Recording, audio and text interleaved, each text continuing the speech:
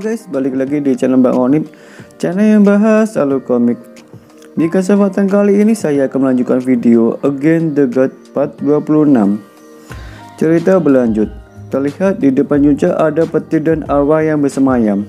Roh itu keluar dan berkata, "Aku sudah lama mencarimu, akhirnya kau datang." Yunce langsung mengerti apa yang dimaksud roh itu. Ia mengeluarkan sekali potion pot. Itu sebabnya dia membawa Yunce sampai ke sini. Sebelum arwah menghilang, ia meminta agar nona mudanya disembuhkan. Nona mudanya telah diracuni oleh iblis karena hanya sekali potion pot yang dapat menolongnya. Yunce menerima permintaan itu. Jika Yunce dapat membantu, maka ia akan melakukannya. Lalu arwah itu menghilang, sembari diikuti kata-kata terakhir. Kekacauan dan kerusuhan. Peperangan antar dewa dan iblis. Langit yang terbalik, dewa yang menangis, menyedihkan. Kata-kata tersebut membuat Yunce bertanya-tanya. Tapi Jasmine menyuruhnya untuk fokus saat ini, tak perlu memikirkannya.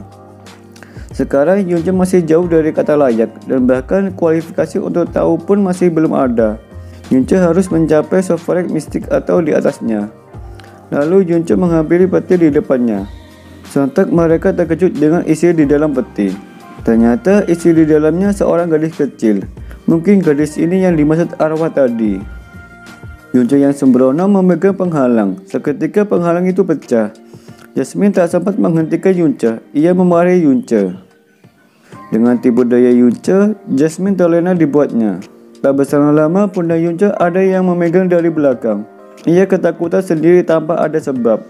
Tak lain dan tak bukan, itu adalah gadis kecil sedari tadi tertidur. Ia terbangun karena penghalang hancur. Setelah bangun, ia kembali tertidur. Jasmine merasakan hawa racun di dalam tubuhnya. Racun tersebut telah bereaksi. Jasmine menyuruh Yunce untuk mengobati menggunakan sekali potion pot-nya. Seiring berjalan waktu, racun tersebut telah dihilangkan. Akan tetapi tidak ada tanda-tanda nafas kehidupan. Tentu mereka memperkirakan gadis itu sudah mati. Namun perkiraan mereka salah besar. Ia terbangun kembali dan meminta diberikan makan. Karena dapat tidur panjang, gadis ini sangat lapar. Dan efek dari racun tersebut menyebabkan ia hilang ingatan. Yang anehnya, gadis itu bisa melihat Jasmine. Saat ini Jasmine hanya roh. Jadi hanya sedikit orang bisa melihatnya selain Yunce. Mungkin anak ini bukan orang biasa. Kemudian Yunce memberikan roti gandum. Terlihat ia tak menyukai pemberian dari Yunce. Yang ia inginkan pedang panjang. Yunce lalu mengeluarkan pedangnya yang telah patah. Di mata gadis itu, pedang Yunce rasanya enak. Tetapi Yunce tak bisa menyerahkannya begitu saja. Yang awalnya ia mengeluh kelaparan, sekarang sangat ingin mengambil pedang Yunce. Karena ini bukan mainan untuk anak-anak. Dengan sangat cepat, gadis kecil merebut pedang dari tangan Yunce. Yunce mengejarnya. Lalu kita dibawa keluar. Pada saat keluar terlihat berbeda. Tak ada gurun yang sebelumnya Yunce masuki. Sepertinya kastil ini bergerak. Sementara kita kembali ke gadis kecil yang sedang bersembunyi. Tak disangka ia memakannya dengan lahap. Gak berselang lama, akhirnya gadis kecil tertangkap juga. Saat diinterogasi oleh Yunce, ia sudah menghabiskan sebagian pedang Yunce. Yunce merasa ada yang tidak beres pada anak ini. Ia kembali tertidur.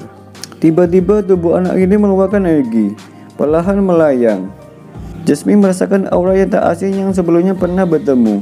Saat itu juga, gadis kecil terbang hingga ke langit lalu menghilang. Tak lama ada benda jatuh dari langit menghantam ke tanah dengan kerasnya. Ledakan begitu dahsyat. Mereka berdua pergi untuk melihatnya.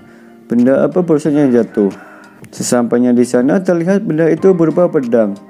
Yunce menanyakan perginya gadis itu. "Itu dia, ada di sana," ucap Jasmine sambil menunjuk pedang.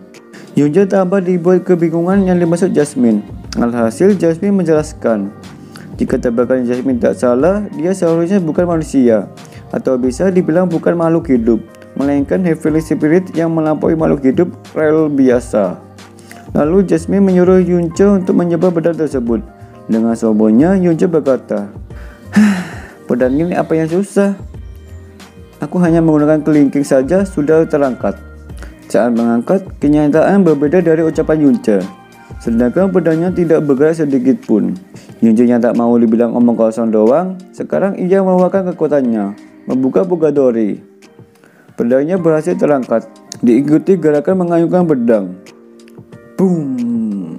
Tanpa Yunce sadari, kekuatannya cukup menakutkan. Efek yang ditimbulkan dapat membelah tanah. Yunce yang masih terpana dengan kekuatan yang dihasilkan pedang ini. Tanpa permisi, Jasmine menyodorkan tangan Yunce untuk meneteskan darahnya ke pedang. Setelah meneteskan darahnya, pedang ini seperti akan menghilang. Tak diduga, sebenarnya ia berubah wujud menjadi manusia. Jasmine mengatakan harus membuat kontak dengannya, bahwa ini adalah kesempatan yang emas baginya. Yunce tidak punya kesempatan kembali jika ingatan kembali semula. Tak mau membuang kesempatan, Yunce bertanya kepada gadis kecil untuk menjalin kontak dengannya. Gadis kecil mau-mau aja, asalkan Yunce harus melakukan 3 syarat.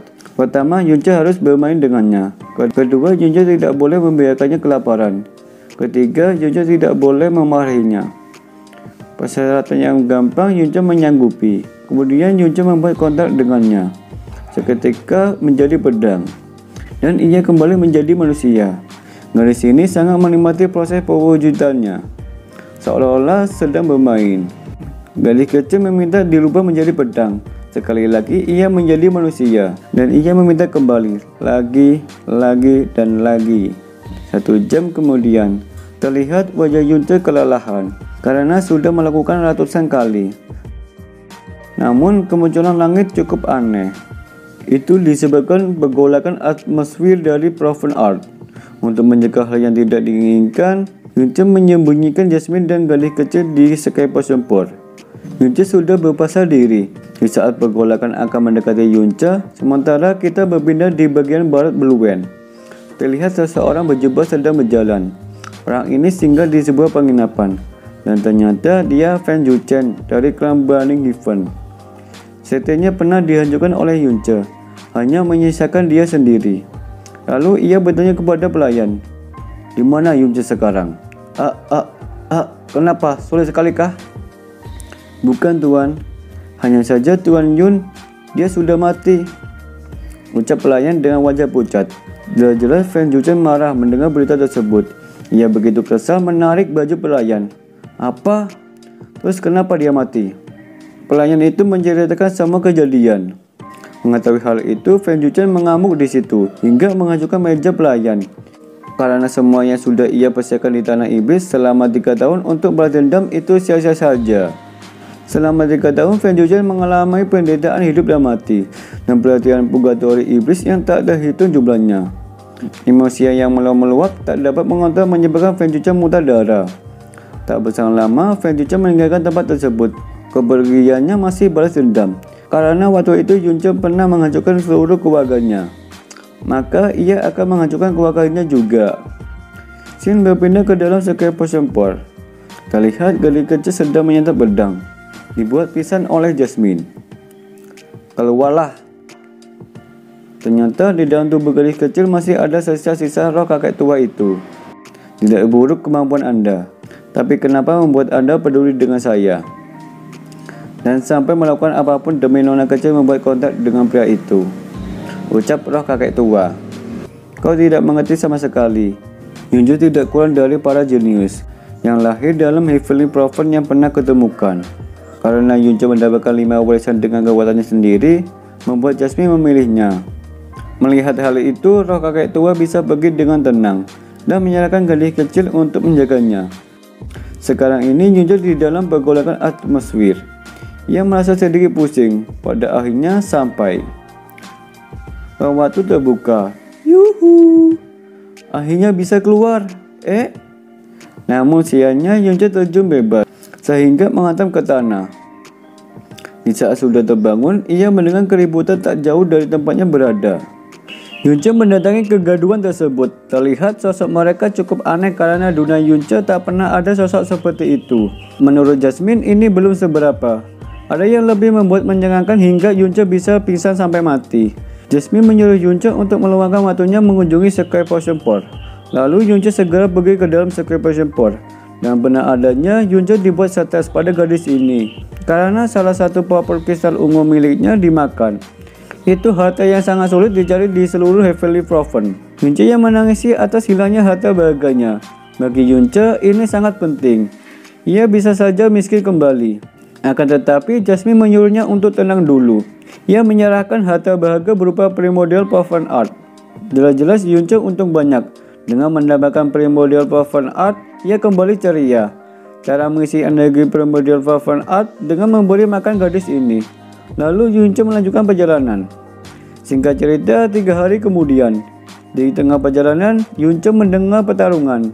Di saat mengintip, terlihat Ras El dan seorang manusia sedang dihadang oleh pembunuh bayaran. Tak mau terlibat lebih jauh, Yunce pergi dari situ. Di saat berjalan beberapa langkah, Yunce mendengar nama marga yang sama dengannya. Karena hal tersebut, ia tak mungkin menutup mata. Dengan serangan kejutan, Yunce dapat mengalahkan 2 orang sekaligus. Ia mendapat pujian. Yunce sudah bergaya sok pahlawan. Nampak ada kesenjangan kekuatan di antara mereka. Pembunuh bayaran yang sudah ditiranikan mistik tak mau dipermalukan dengan bocah yang kekuatannya di bawah jauh. Mereka membuat perhitungan. Bos mereka sudah bersiap mengeluarkan kekuatannya. Di sisi lain, Yunce sudah siap dengan api poniknya menghadapi bos mereka. Dengan mudahnya, Yunce menahan serangannya. Namun mereka dibuat terheran. Sekarang ketua pembunuh bayaran mulai serius. Ia mengeluarkan kekuatan penuhnya. Tak ada keraguan sedikit pun, Yunce bergerak maju. Adu serangan pun akhirnya terjadi. Pertarungan mereka cukup menakutkan. Hal itu menyebabkan orang terluka yang berada di dekatnya. Nampak jelas dari pertarungan barusan menciptakan tanah berlubang cukup besar. Tak berselang lama, Yunce muncul ke permukaan. Ternyata yang terbunuh bos pembunuh bayaran. Namun anak buahnya tak tahu kondisinya saat ini. Mereka ingin membalaskan dendam untuk bosnya. Di saat akan menyerang, salah satu dari mereka kabur meninggalkan temannya. Mengetahui tak ada harapan dan sekarang nyalinya menciut. Ia melarikan diri. Setelah selesai membereskan masalah, mereka memperkenalkan diri satu sama lain. Tak lupa ia mengucapkan terima kasih.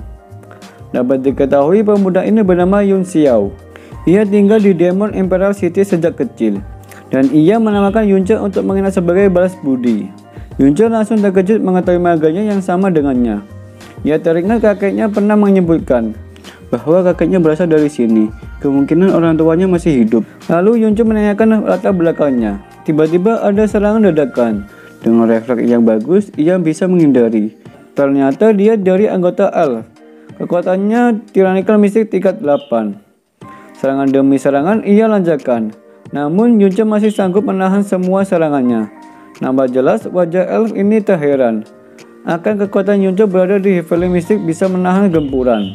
Di saat Elf sudah bersiap menyerang kembali, akan tetapi ia dihentikan adiknya. Ia mengatakan bahwa pemuda ini bukan musuh, melainkan penyelamat. Kemudian ia meminta maaf bahwa tindakannya begitu gegabah, karena ia tak mencari tahu dulu. Orang ini bernama Underheaven Number 1, artinya nomor 1 di dunia. Karena dia anak pertama, bisa kita tebak adiknya ketujuh bernama... Namun, adiknya tak mau dipanggil sebutan begitu. Ia bernama Kiki. Jika Yunce mengalami masalah saat berada di Demon Emperor City, cukup beritahu saja. Ia pasti membantunya. Meskipun keluarga Underheaven tidak besar, tapi cukup ternama di seluruh benua ilusori Demon World. Yunce menanyakan perihal tempat benua Province Sky Continent. Itu membuat mereka terkejut. Apalagi bagi mereka nama itu sudah terukir di tulang dan ingatan mereka. Dahulu Demon Emperor dan Little Emperor mati di tangan kelompok orang dari Province Sky Continent. Bahkan Demon King tidak diketahui kabarnya. Meskipun Yunce mengetahui keberadaan Demon King saat ini, tapi Yunce ingin merahasiakannya dulu. Yunce yang tak dapat menenangkan diri saat mendengarnya, ia langsung menanyakan tentang kepala keluarga Yun. Apakah keluarga Yun saat ini masih dipegang Yun Ki-hong dan Nyonya Mu Yuron? Seketika mereka bertiga merasa curiga terhadap Yunce. Mereka mengira Yunce mempunyai dendam dengan keluarga Yun. Underheaven memperingatkan Yunce untuk jangan melakukan hal bodoh. Meski keluarga Yun beberapa tahun ini melemah, tapi juga bukan lawan Yunce seorang diri. Tentu Yunce menepis semua opini mereka. Jika ia sangat menghormati Demon King Yun Changhai dan kepala keluarga Yun Ki-hong, pada akhirnya mereka lega mendengarnya. Seiring berjalannya waktu, perbincangan mereka semakin larut malam. Tak lama kemudian mereka beranjak pergi meninggalkan tempat tersebut. Scene berpindah. Demon Imperial City. Terlihat ada seseorang melintas dengan aura menekan.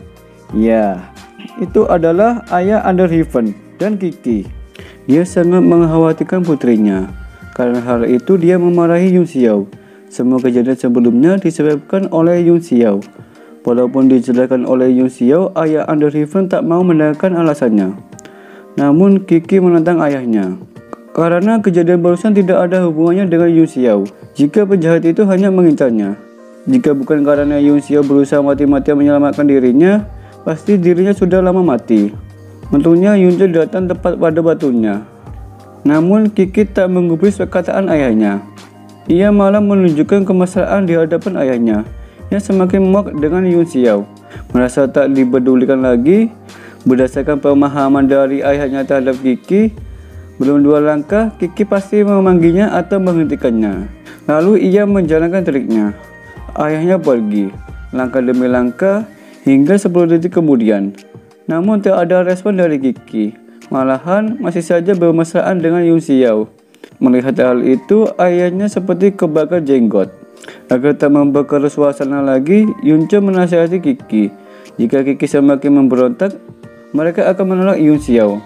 Maka kesempatan mereka untuk bersama akan semakin kecil. Kiki menuruti perkataan Yun Xiao dan kembali ke pelukan ayahnya. Setelah situasinya mereda, mereka berdua berpamitan akan kembali ke kediaman keluarga Yun. Dan berakhir sudah video kali ini. Kita tunggu aja video selanjutnya. Stay tune di channel Bang Onip. Bye bye.